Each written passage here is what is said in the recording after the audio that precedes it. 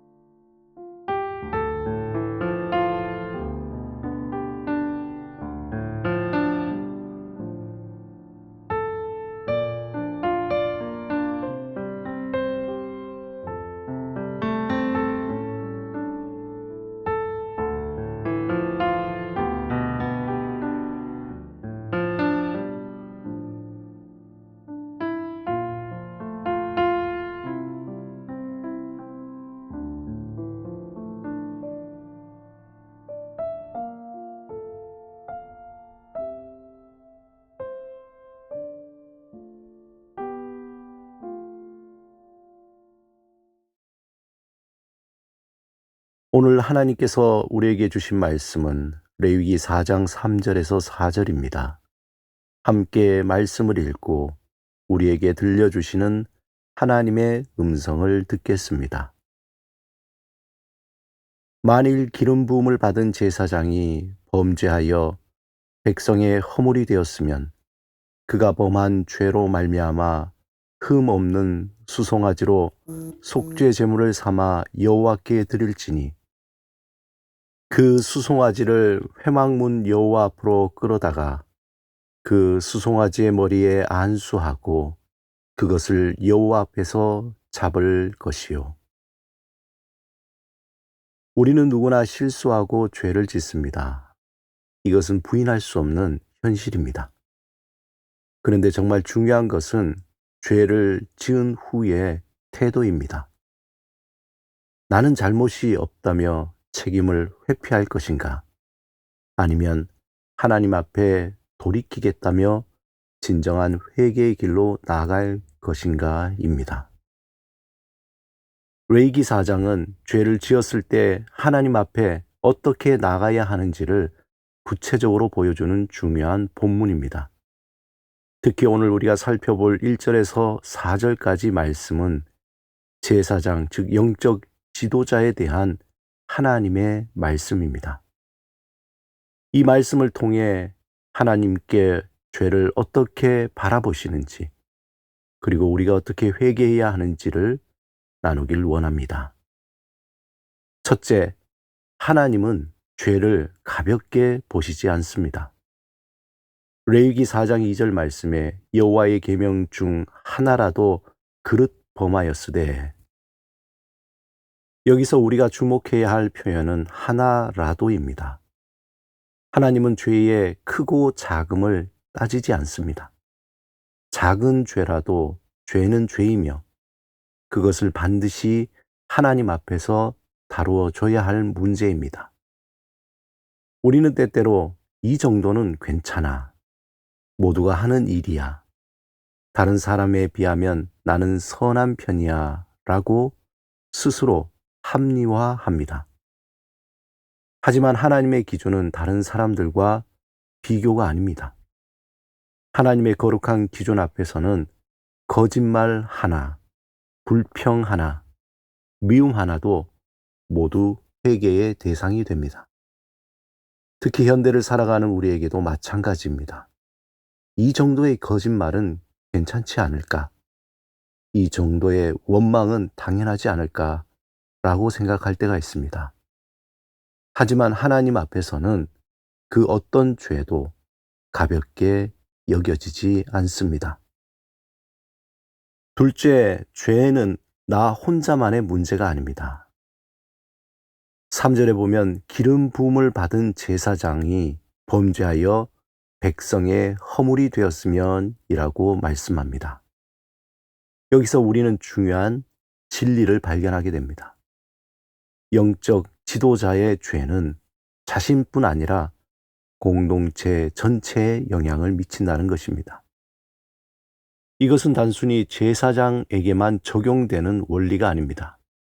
부모의 죄가 자녀에게 영향을 미치고 교사의 죄가 학생에게 영향을 미치며 직장 상사의 죄가 부하 직원에게 영향을 미칩니다. 우리 각자는 어떤 형태로든 다른 사람에게 영향을 미치는 존재입니다. 그러므로 내가 죄를 지어도 나만 해롭지 다른 사람에게는 피해를 주지 않는다는 생각은 잘못된 것입니다. 내가 회개하지 않으면 그 죄의 영향이 주변 사람들에게까지 전이 될 수 있습니다. 내 가족에게, 내 친구들에게, 내 교회 공동체에게 영향을 미치게 됩니다. 이것이 바로 하나님께서 죄를 심각하게 보시는 이유 중에 하나입니다.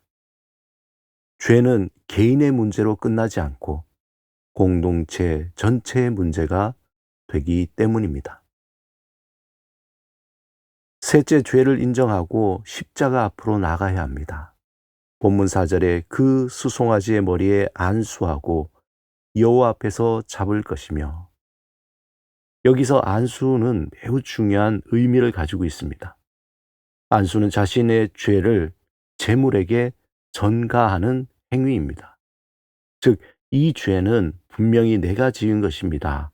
나는 죄인입니다. 라고 그 책임을 인정하는 것입니다.